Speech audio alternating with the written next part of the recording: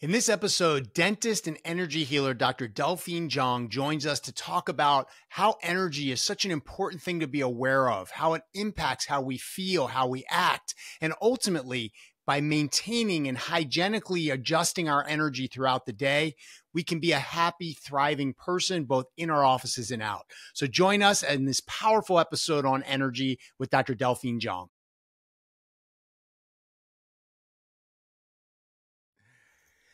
Welcome back to On the Cusp. I'm your host, Dr. Brett Gilbert, and today's guest is someone who just has given and taught me so much. This individual is just such a powerful being of love, of light, of education, of spirit, of energy. Her name is Dr. Delphine Jeong, and in my experience, which is vast with her, I've spent so much time with her and learned so much from her. She's been just like such a pivotal part of my growth and my journey. But I see her as a medicine woman, an energy healer, a soul whisperer, a crystal advisor and vendor. She's certainly an entrepreneur. She's a facilitator, a speaker. She's an old soul. She's been around a while.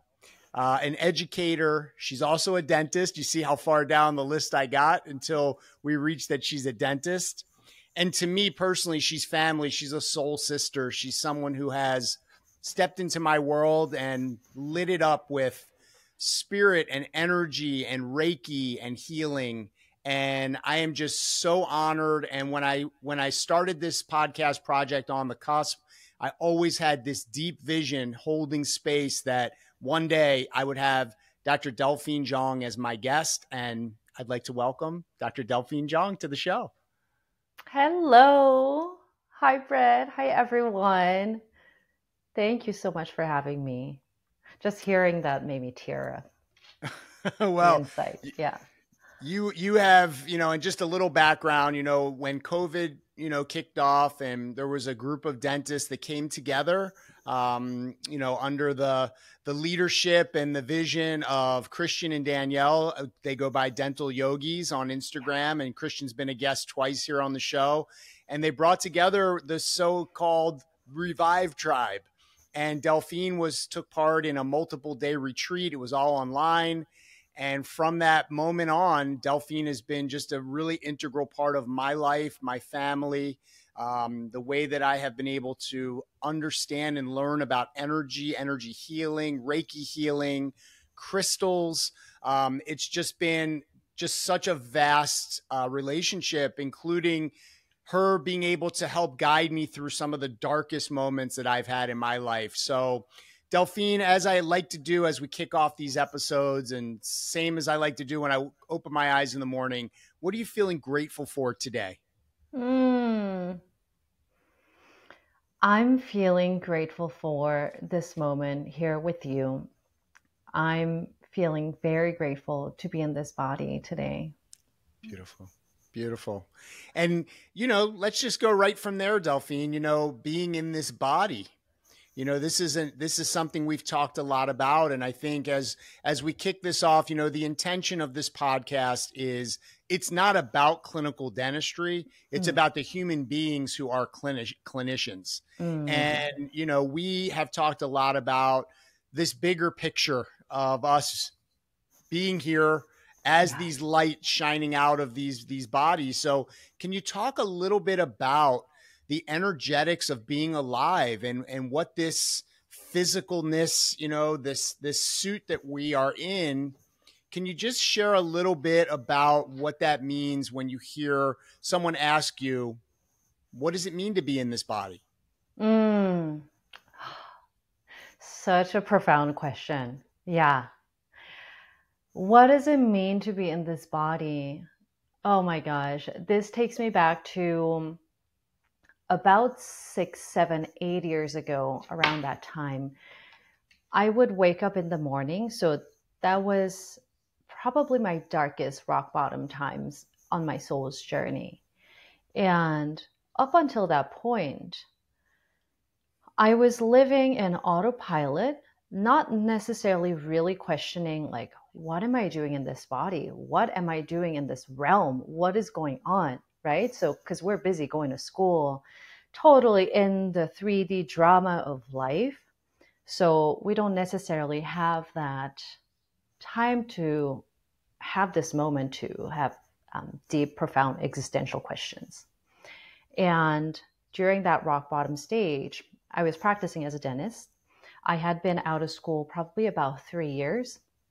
And from about a year out from dental school, having the life of my dreams, working as a dentist, having a good income, and living a so beautiful life, I was so miserable.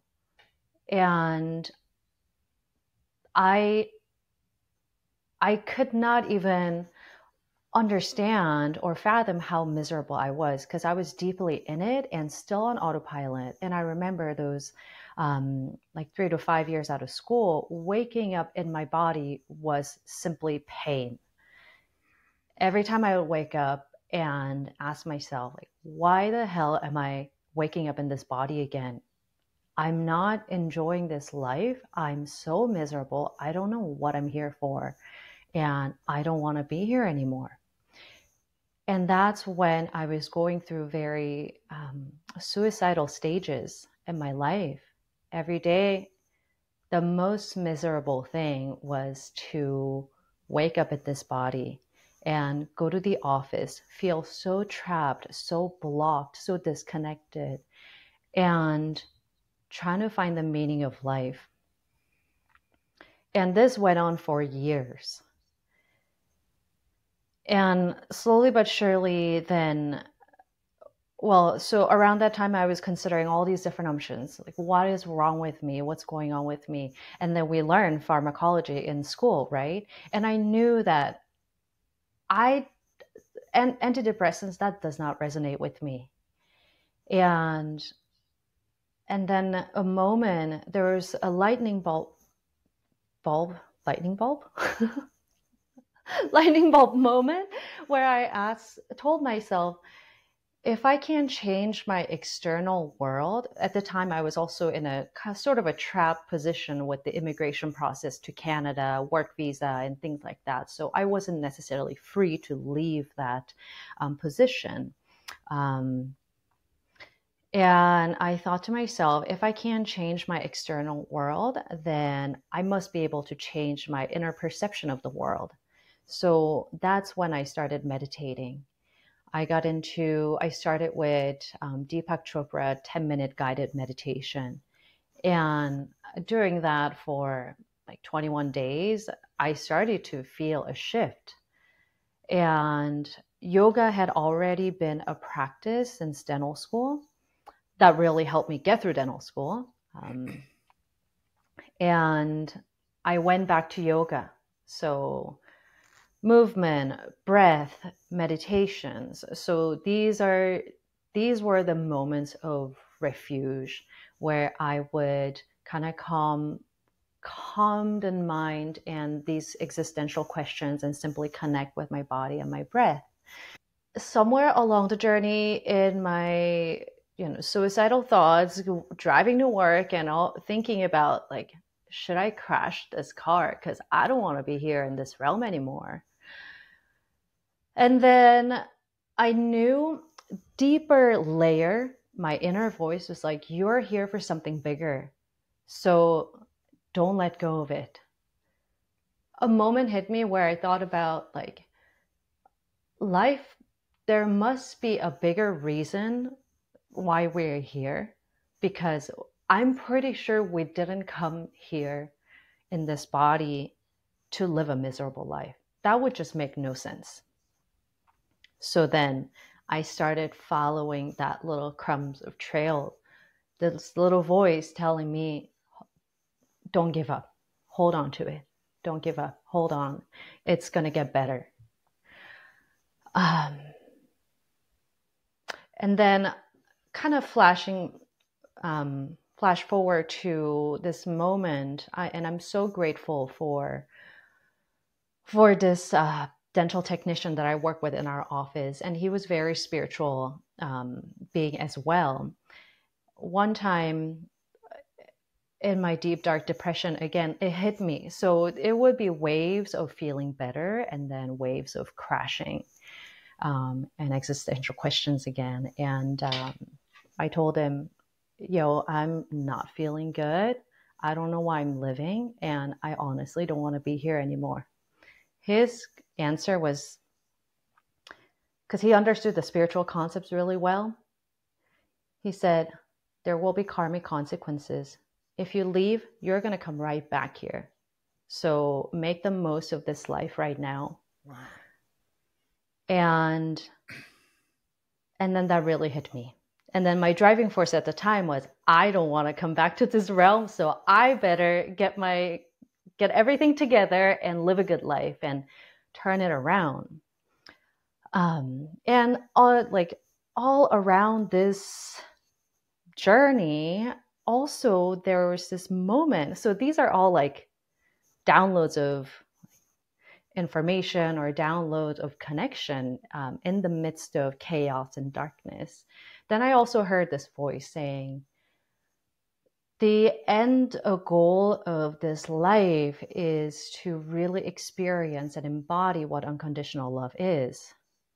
I was in Hawaii, and I heard that voice somehow. I was eating, and I heard that. I told my sister, oh my gosh, the purpose of this life is to experience unconditional love in the midst of all this chaos and pain that we feel and experience in the human body, but ultimately to come to unconditional love.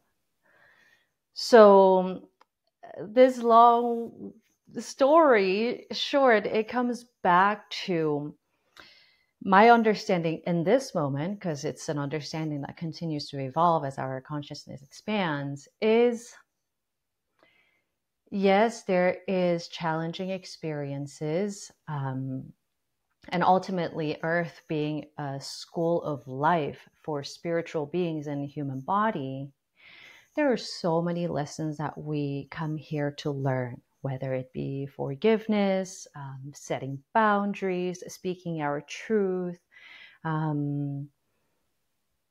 sharing love and kindness, connections, whatever it may be. But we come here to really play these roles, master some of the lessons that we ought to learn so that our consciousness, our souls can evolve. And to ultimately, my understanding is that the final chapter of the school of love, or school of life, school of earth, textbook, if you will, or program, the final chapter is unconditional love. So to experience it all, and to ultimately embody, feel, be the channel of this divine love to flow through us, and see how wonderful and beautiful reality we can create. Wow. Wow. And so much to reflect on there. And the last word you said was create. And I think that that's something I've learned so much from you about is we do have a choice. We can be the victims of this 3D world, or we can create the reality, and it all starts within our own skin. I want to acknowledge, number one, the courage to even speak about being in such a place of suicidal ideation. It's something that's been a theme in the last few episodes in my interviews, because we recognize that whatever it is about this dental clinical life that we choose, whether it is, the responsibilities, whether it is how much you need to give of self, whether it's being within the same four walls in order to actually have the physical space to treat patients. But there's something that can create a deficit of joy, of freedom, of the flow of life. And so that's why I feel that this podcast and others like it that help clinicians that are so used to processing the science and the X's and O's of dentistry take a little bit of a bigger picture look at themselves just simply as a human being. Because when you are a human being that's helping and caring for themselves and creating the reality that is in your heart, like you said, your truth, Then when you walk into the operatory, it's a totally different patient experience. It's a different treatment than when you carry all of the burdens, the sadness, the dark thoughts into the operatory with you. How is it that you can care for another when you're not even really being able to tend to the depths of your own self? So I want to acknowledge the courage that you put forward to even just tell the story, Delphine, but also, how you learned a little bit more by asking and getting help, so this dental technician had an insight that was powerful. So to say that, hey, like it's not really an escape valve, right? Because karmically, there's a bigger picture. You just, as we got on, talked about, you open the Akashic record, everything, every utterance is recorded and there, you can't escape it. So I've learned from you, and what I love what you said is to experience it all, right? We want to identify the good and the bad. We want to identify the joy and the pain, but really it's all just one part of a big whole, which is to be in this body, right? This soul inhabiting this body and experiencing it all. And with that experience come those lessons that you mentioned. And so I find that incredible. I want to ask you, Delphine, as we go off of that, and, we left off with you recognizing that, we have the power to create. But within that, and talking about where dentistry, and you also mentioned some visa things, you're a citizen of multiple nations, you've had a nomadic life really to some degree, and probably still within that now, even though I know that you're so happy in Sedona, which is something we'll get to. But can you talk a little bit about, we can find these, you talked about some highs, right? Where it's like the waves of like things are better and you're feeling good, but then you crash down. You actually use the word crash. Mm-hmm. Can you talk a little bit about what it is about our energy and how maintaining that and being aware of it, and just like we hygienically floss and brush our teeth and take a shower, this is something, again, I'd love for you to share because I've learned so much about this from you. How can one recognize, first of all, how powerful our energy is? Mm-hmm. And secondly, how do we do hygiene on it so that we can control how we feel versus always absorbing what other people are sort of giving us or what we're around? Yeah, 100%. Great question. So ultimately, in our true essence of our being, like in the center of our energetic core, is only love and light, only purity that's connected to the divine, to the source and universe. And through lifetimes, many lifetimes and experiences in our lifetime, childhood up until the present moment, we are continuously collecting, absorbing. So as you know, children are constantly observing and absorbing, right? So our bodies are constantly kind of absorbing what's around us. And that can be in a thought form, like the way that we're thinking, because the thought in and of itself is an energy. It could be an emotion. So all the feelings of our parents, all the feelings in the society, absorbing. Belief system, programming and conditioning. What are we believing? What is the media portraying? What are the institutions teaching little children and adults as well? Like, what are we injecting this body with? And if we go back to very basic science information, on a cellular level, right, it's all atoms. And atoms, there's electrons, positive, negative. And this electric current is constantly flowing and running through every cell, through our entire body. Nervous system also is an electrical current system, right? So when we speak about energy and our bodies, it's actually so interconnected. It's one and the same.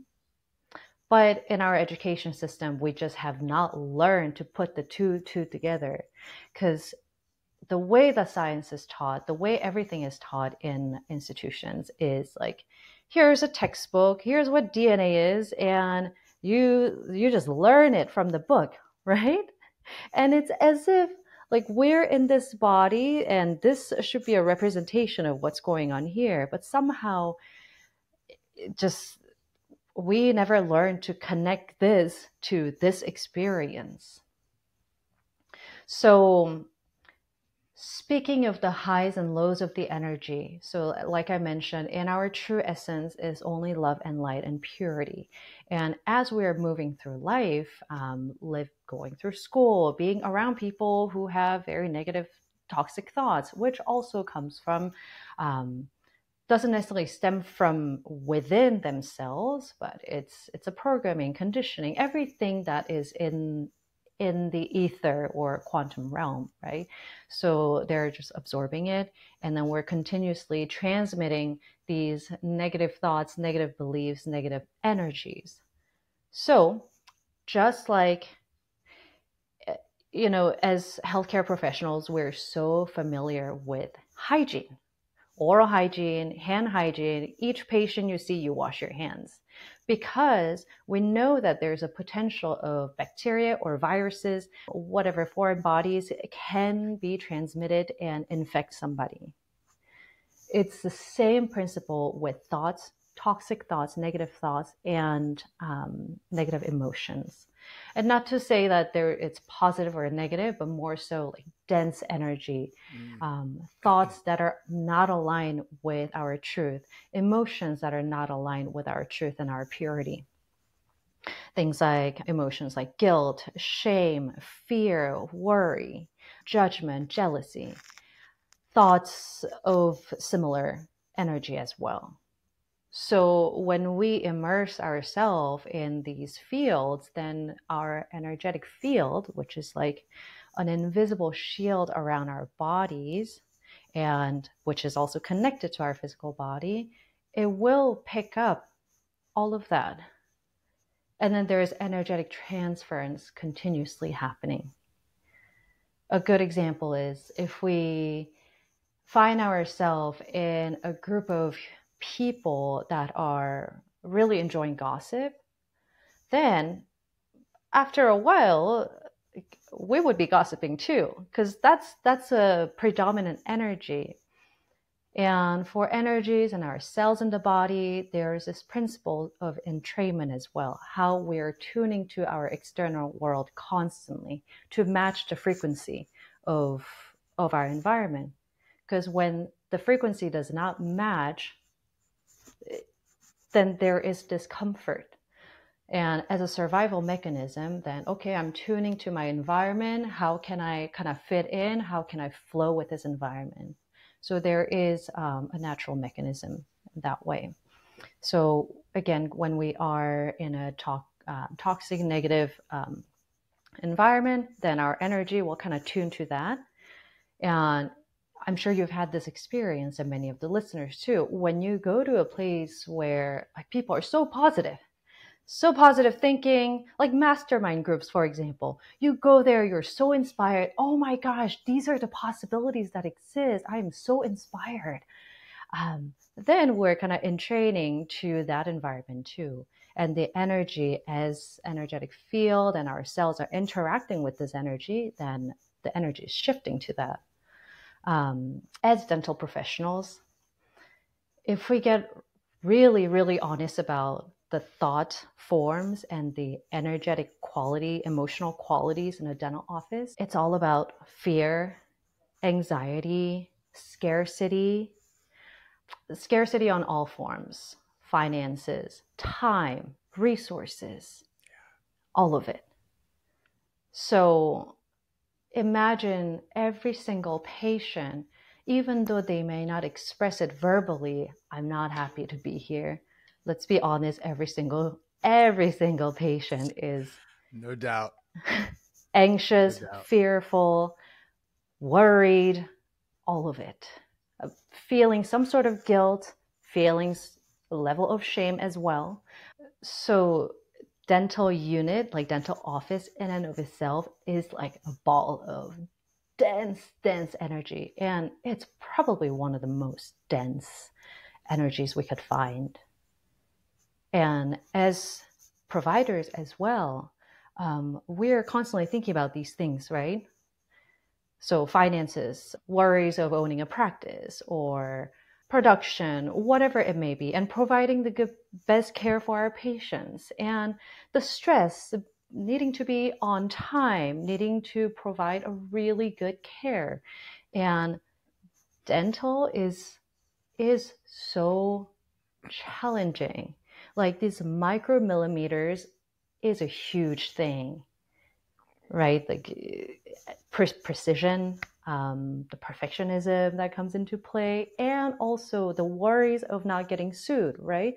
We need to really provide a good care that will be long-term beneficial for the patient and for us to not get sued. So like, this is all constantly running and it's very, very challenging. Yeah. So when we're in this environment, obviously our mind, our body, our emotion will be filled with thoughts, emotions, feelings that's very dense and challenging. Wow, you said it all so well. And with that, it makes sense then, especially if you're not recognizing this, because this is not something I was truly aware of consciously. I think subconsciously for many years. I mean, when I met you, I had probably been in practice already for like 15 or more years. And the density of the situation was always palpable to me. And yet when you shine your light so bright for your patients, it helps, right? It helps to lift the mood. It helps to lift the environment. It helps to lift them. But as you do that hour after hour, day after day, week after week, year after year, and you're not replenishing it, then really that light isn't coming from your true self. So it makes sense because we, as you were describing so beautifully, this energetic field. Well, medical doctors, surgeons, a lot of people, they do work on patients that are not conscious. So that energetic field is different, right? But we are fully engaging in, diving in, submerging into the depths of the energetic field of each of our patients. And when you disengage from that appointment, it's near impossible not to take a little bit of that away with you. So what are some of the tips? This is where, I've learned so much from you about, number one, just for any listener that is just sort of thinking to themselves, yeah, like there's this potent mix of energies happening in the midst of you sitting so close to your patient inside of their embodied fear and anxiety and worry and strain and oftentimes pain, even just walking in the door. So Delphine, how do we manage that? Like, what can we do to shake it off, to cleanse ourselves of what we've taken on? And how often is it important to do this? Some of my go-to regular routine ways to cleanse and purify the energy is, first of all, movement, whether it is yoga, dancing, jumping up and down, running. So movement like shakes the cells, right? And it shakes our energetic field. So that's so important. And also as clinicians, we're always sitting. So there's a lack of energy flowing. And on top of it, we're just absorbing all of these dense energies. So movement is so important. And visualization. So energy, visualization, and of the thought form, like this is all one and the same. So we can easily feel and visualize white beam of light or giant waterfall coming down and cleansing and purifying all the energy. So the way that I love to incorporate it in dental is, let's say I'm doing a composite filling. The 20 seconds that the assistant is curing the composite, I sit there and I'm visualizing everything just cleansing and purifying. So just like hand hygiene, oral hygiene, well, of course, you don't want to do it excessively, but every time you're touching something, something transfers, right? Same thing with energy. Every time I'm talking to a patient, we can almost assume that there is energetic transference and attachment happening. So the more you do it throughout the day, the more you'll feel lighter at the end of the day. So visualizing this white beam of light, waterfall coming down, cleansing, purifying, in however way you can fit into your daily life as a practitioner. And the third one is my weekly routine is the Epsom salt bath. So Epsom salt bath is so cleansing and purifying. The ocean water, the salty water. So getting in a salt water to cleanse and purify. And of course, infusing the intention of cleansing and purifying. And in my bath, I'm also feeling and visualizing the light cleansing and purifying. Yeah.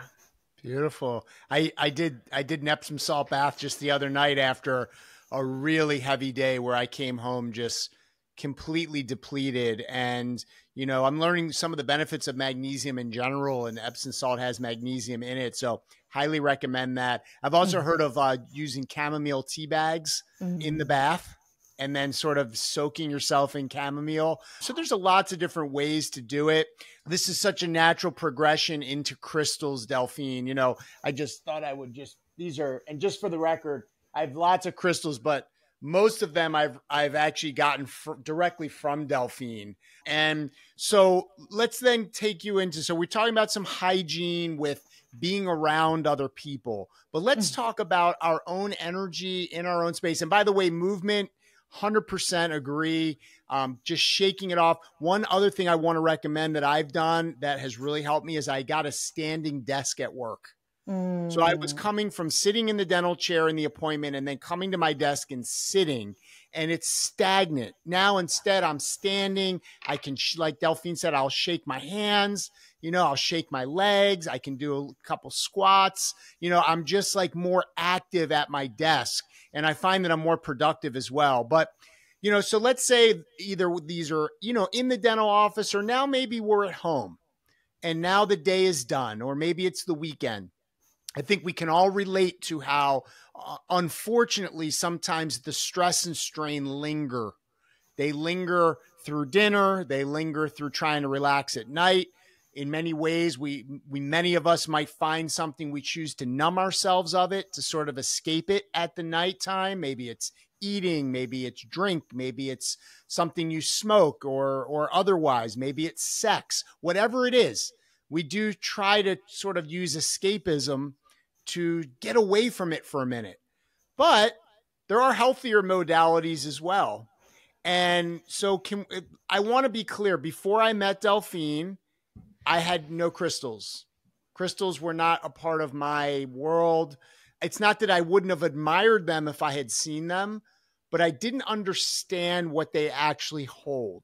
So Delphine, my teacher, my mentor, my vendor, can you talk a little bit about what is it about holding these pieces of earth, these creations of earth that clearly are not made overnight, and what they hold, number one, and how we can use these to help retune our own energy so that we can be our truth, sit in our truth at night or whenever we are, wherever we are.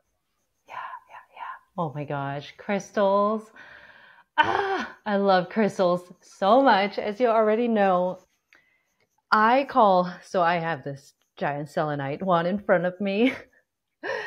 I call crystals our teachers, our healers, activators, friends, all the great things that can support us on our journey.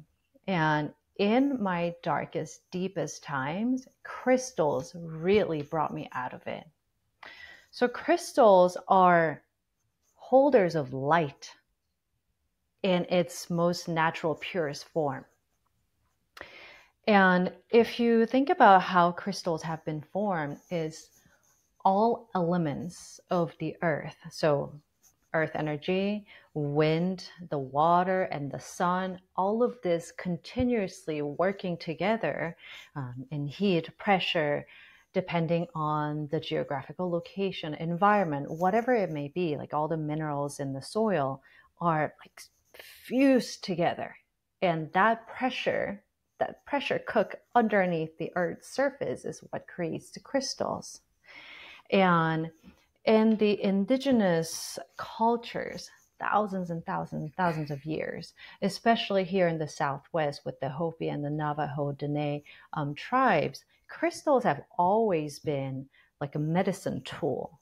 So they would use this for various healing purposes, whether it's healing an ailment, aligning your chakras, aligning your energetic centers in our bodies, connecting with the divine, connecting to the ground, and for women, connecting to the womb and connecting to the baby for various purposes. And it literally is the medicine that comes from the earth.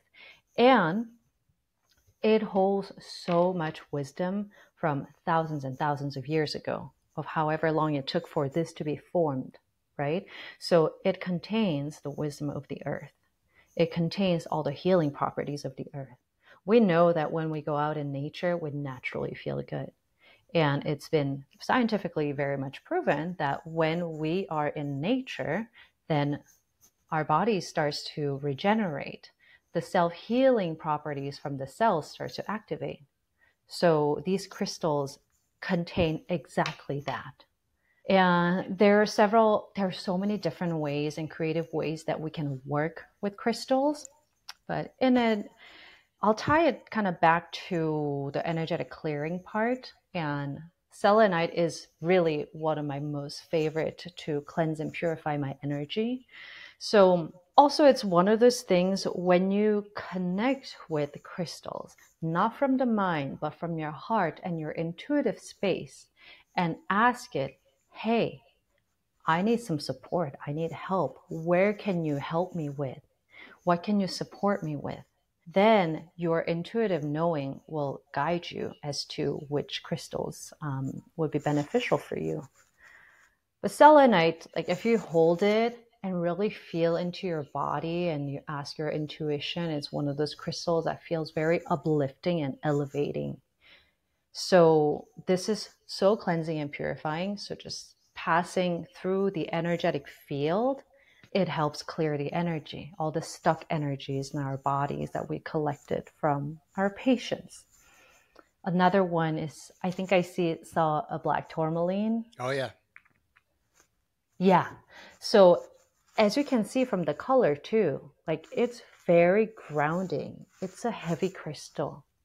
So this is like a dark night of the soul type of crystal where when you are in its presence, it'll help you block out any dense energies, any thoughts and emotions that are rooted in negativity. So that when I go to work, another way to protect our energy is like I would bring a small black tourmaline and a small selenite and keep them in my pockets. And honestly, it's the way that I feel in the office is night and day when I have the crystals and when I don't. Not to say that we need to rely on them, right? To give them so much power that, oh, without the crystals, then I'm going to be absorbing all the energies. No, because even in our center core light, we are powerful. So when we are connected to our truth and our core, we can create this shield. However, it's nice to have a support. It's nice to have the tools that can help you energetically. Yeah. So beautiful. And I just highly, for those that might look at this as a little woo-woo, I had Melissa Seibert on recently and we were talking about woo-woo, actually wound up in the title of the episode, but we talked about this and I agree with you. And when I first started to become intrigued and you helped me with this, and by the way, I sleep with a piece of selenite under my pillow, just so everyone knows, just want to be totally open.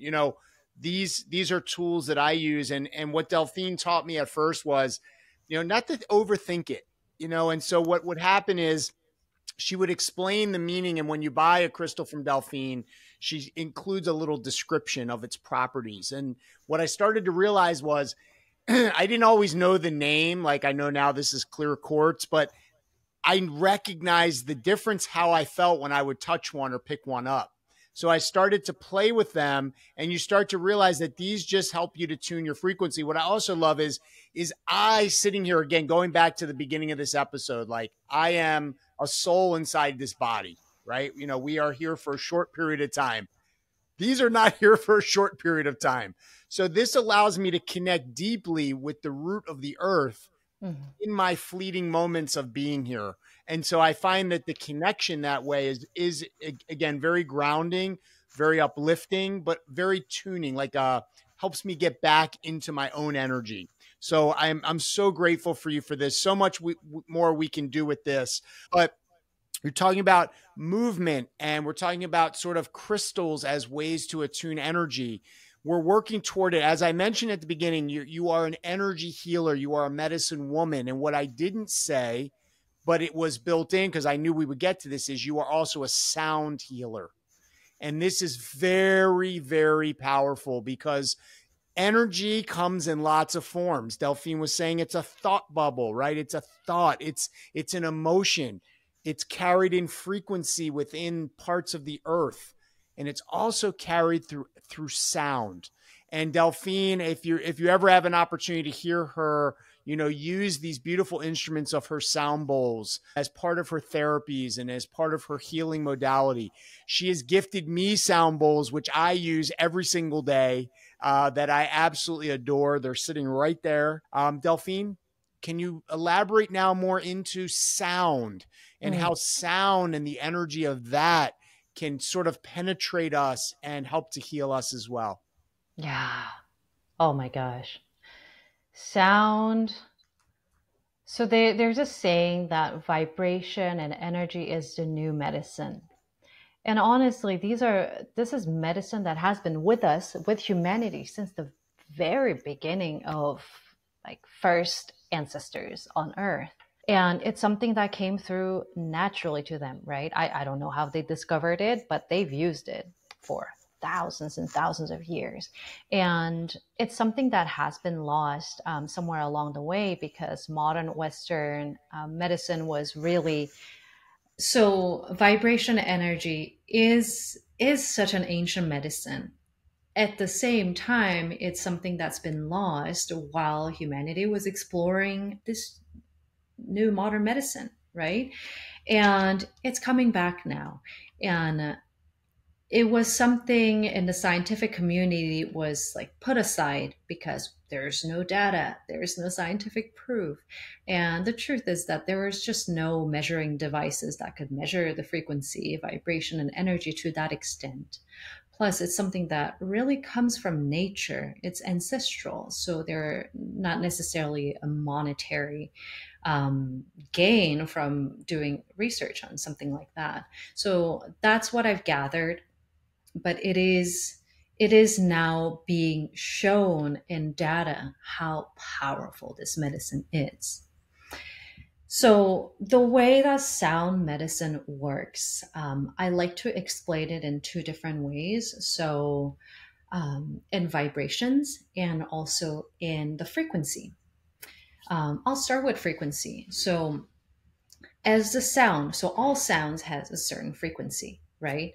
And with the frequency of nature in hertz would be somewhere between 10 to 500 hertz. That's the sounds of nature without traffic, without highway sound. It's just birds, the wind, the trees, leaves rustling, things like that.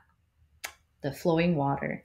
So 10 to 500, for example, anywhere in between that.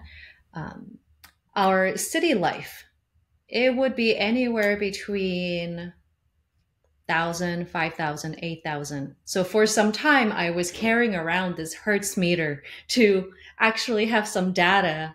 And in a city, suburban environment, it's about 5,000 to 8,000 hertz. The high speed hand drill, ultrasonic scaler, tripping stone models, the milling unit, all of it is ranging anywhere from 20 to 30,000 hertz. Kind of going back to that concept of entrainment, where the frequencies in our bodies and our energetic field is constantly entraining to what's on our environment. When we are in let's say in a city environment, 5,000 hertz, then the cell molecule and waters in our body will entrain to that frequency. So rather than it being in 10 to 500 of natural flow, natural frequency, it would vibrate, or it would move, the sound wave move in our bodies, the frequency will move in that direction to more chaos and busy and frantic. So that's constantly firing the nervous system as well. And the way that sound healing helps us is as we're playing the bowls. So most of the bowls are tuned to 432 hertz, which is proven to be very healing for on a cellular level and really recalibrate the nervous system.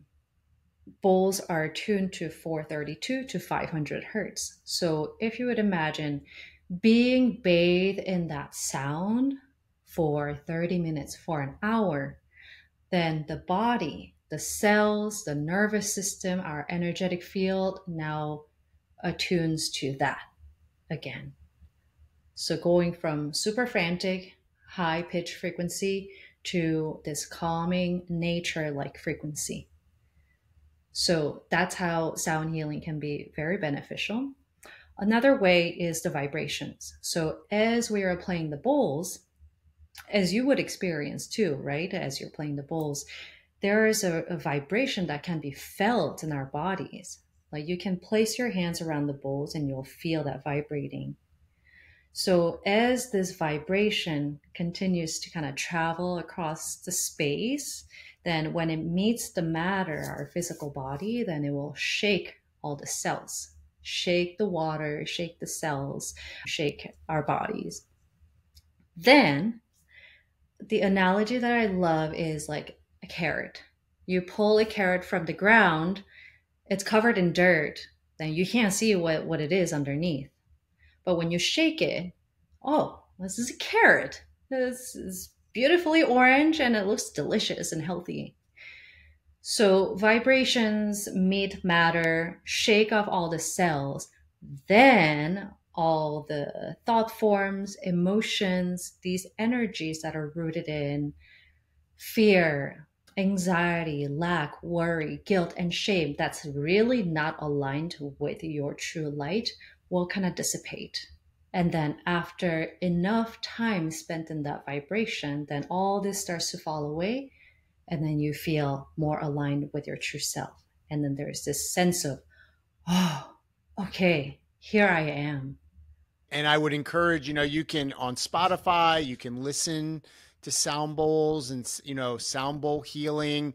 If you ever have a chance to actually go to a sound bath or to actually experience a bowl in your presence, as Delphine says, it's a whole nother level with the vibrations that you feel. And I'm sitting in my studio and the acoustics in here are amazing.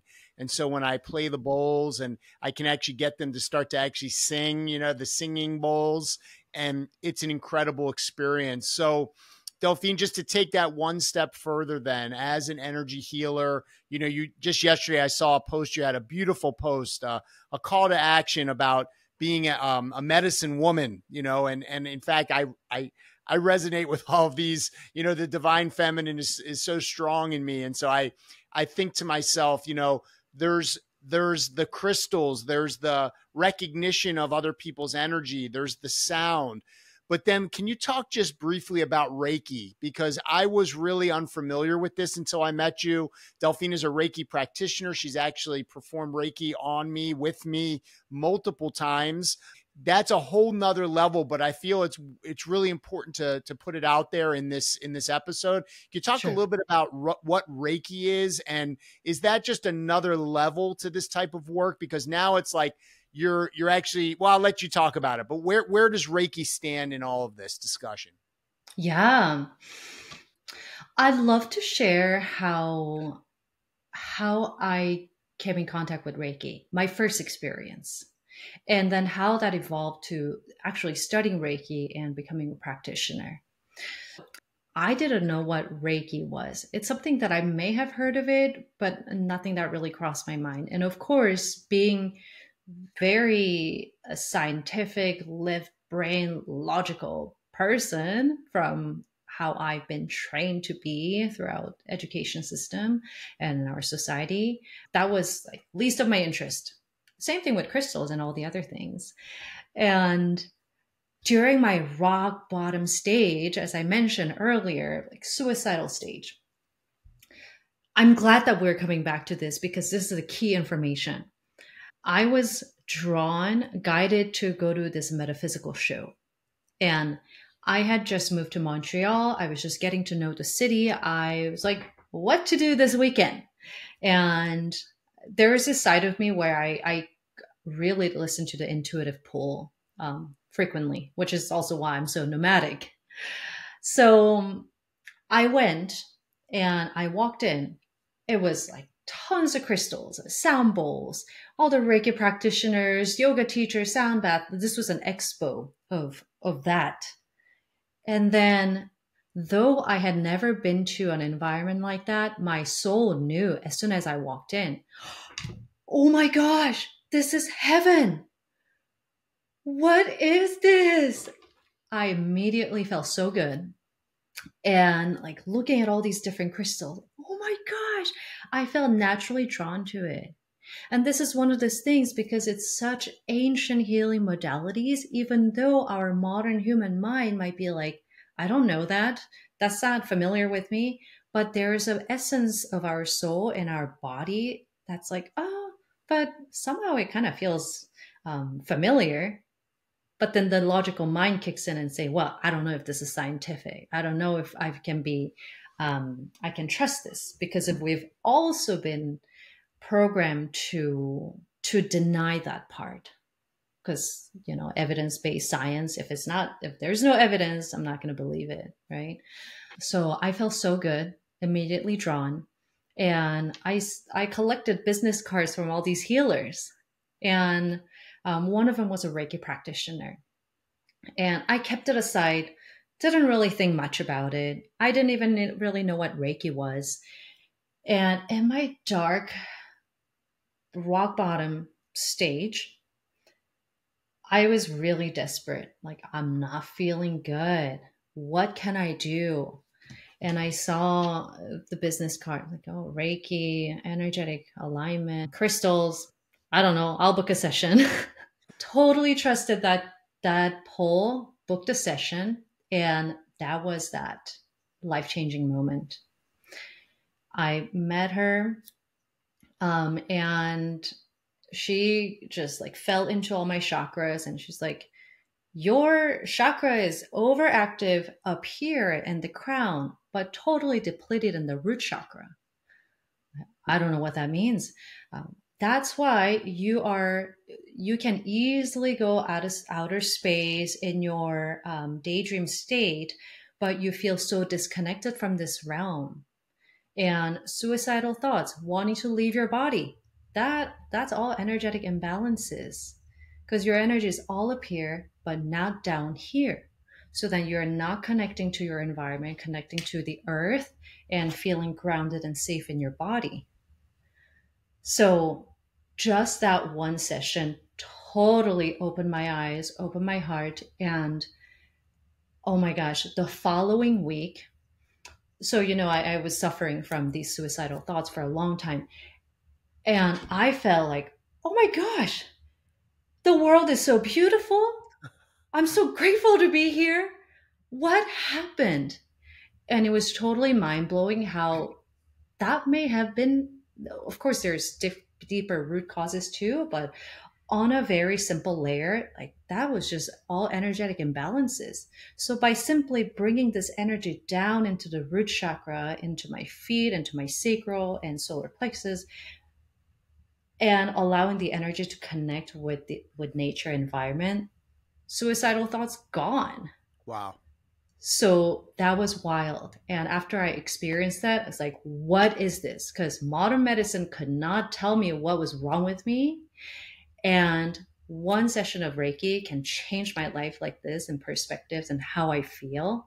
And even when I went back to the office, I was able to open up to this frequency of love that I never felt, because I was always so stressed, so burnt out. I went back to work the following week. oh my gosh, I love my patients. I love my staff. I love what I do. So it really opened up this whole other layer of frequency. And then from there, it's like, I really need to know what this is because this is life changing. And then that's when I started doing research as to like, why are we not doing this in modern healthcare? Why? So the whys kept leading to finding more answers, and then ultimately going through Reiki trainings and becoming a practitioner and a teacher now. And Reiki is one modality of energy healing that really was kind of put it into structure that can be easily shared with others in like a structured way to teach.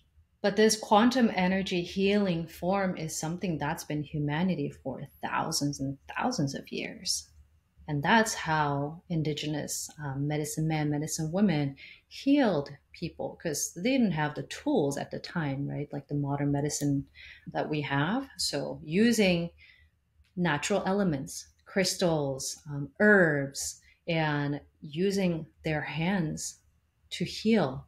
Because now this potent healing energy from nature, from the earth and the sky, the galaxy, as we are vessels in between, right? In between living on Earth's surface and in the entire galaxy, we can become the channel for nature's healing energy to flow through us. And there's energy constantly flowing. And the more we clear our vessel of negative thoughts, of negative emotions, the more this natural healing energy can flow through us and then can be transferred to another person that is in need of that energetic recalibration and clearing. Amazing. I mean, so many levels to this. First of all, I'm so grateful that you had that introduction, because you're going to that expo and getting that business card actually profoundly has impacted my life and my whole family, who also I have crystals and really believe in the idea that there's more about life and being in this world than what we're taught. All of the things, to hear you say that you didn't know about crystals, you didn't know about energy, and like, I almost lost my breath because I've learned so much from you. And so here we are, we're clinicians describing this really challenging life that we've chosen to live. And in many ways, we chose it so young, we didn't really understand even what we were getting into. And from suicide being a significant problem, quite honestly, and something of grave concern, because you don't do all this work, spend all this time, energy, and money to create a life where you want to leave. You want to leave without having the impact that any doctor who went into medicine or dentistry or what have you, you want to have an impact. You want to help others. And so here you have an incredible practitioner telling you that she, in moments of desperation, went to a different way, a different area of learning, of education that was never offered, never put in front of us. And here she is. I want to say and acknowledge Delphine has practiced in different countries. She has taken time off of practice. She's come back. She's done multiple trips to the Antarctic, right? To the north, to the Inuit people, and enmeshed herself in different cultures of indigenous people, felt so much of their historical pain, and provided her beautiful energy healing, provided her dental knowledge. She now lives in Sedona and she's a practicing dentist. So what I'm saying to everyone out there is, whatever you want to call this, you want to call it woo-woo because your parents didn't teach it, the school didn't teach it, you want to call it whatever you want. All we can say is look at where we are in time and in our profession, and look at the suffering. There is suffering in silence. We talk about suicide rates, but we don't talk about depression rates. We don't talk about anxiety. I don't know any dentists who are practicing dentistry that don't experience a high level of anxiety, probably on a daily basis. And here is another way. And as you hear Delphine's voice and you see her, and I've witnessed her go through highs and lows, because that's the journey. but to see her continue to expand and grow and be able to return to that dental operatory and offer so much love and kindness to patients. But also if you, and we're going to get to how to contact you, but if you follow her on Instagram, she'll come on certain days where she is feeling the density and she is not feeling great. And she wants us to know that that's part of the game. That's when we go back to our hygiene. That's when we go back to grounding in nature and crystals and sound and Reiki and realigning ourselves to find that truth. And so, Delphine, I want to acknowledge you for just being just one of my absolute favorite people I've ever met. We are obviously soulmates. You have been such a guide and teacher to me, a friend. I mean, just everything.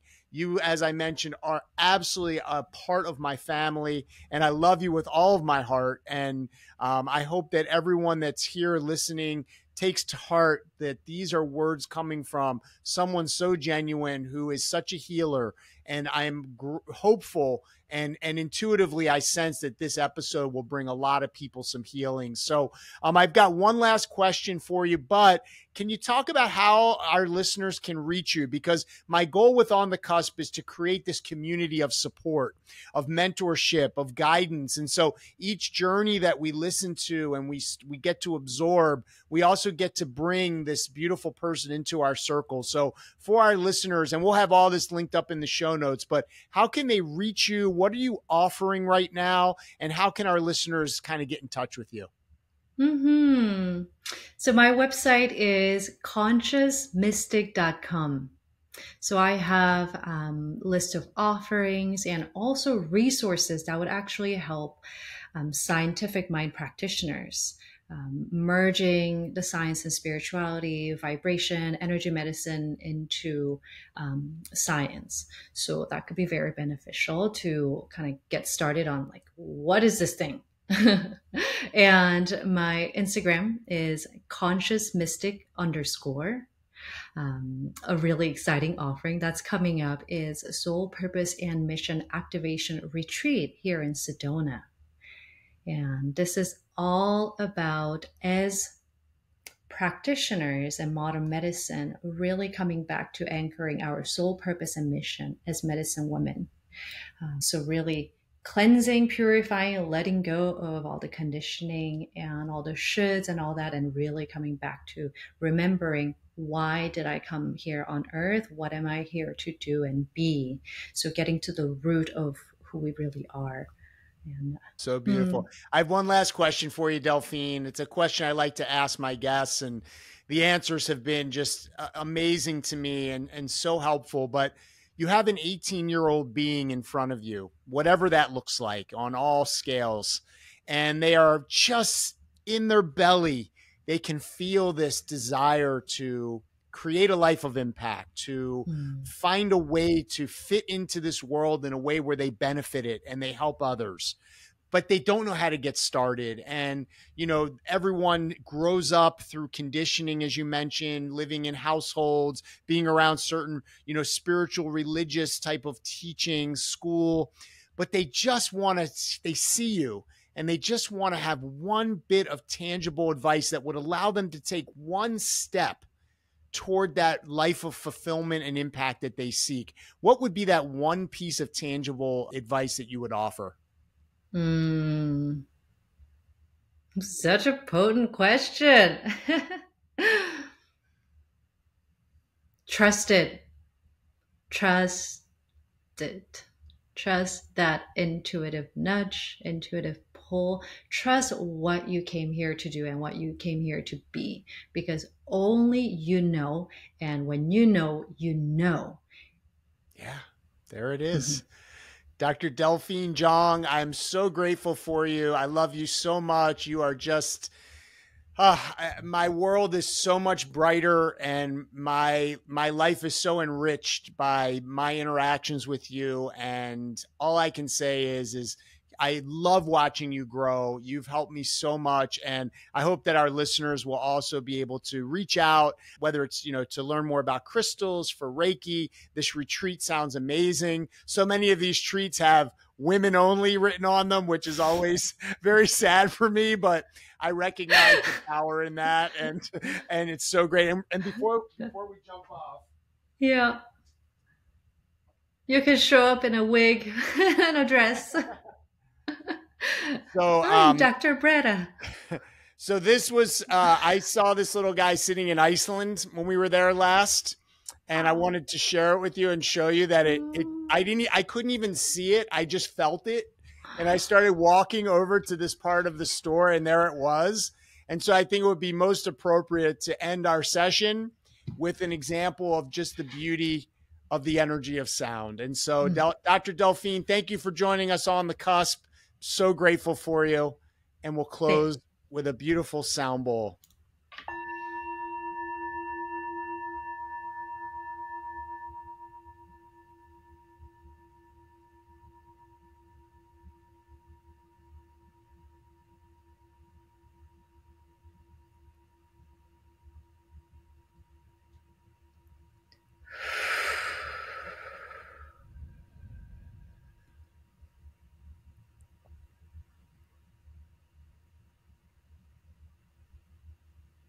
Thank you, thank you, thank you, thank you.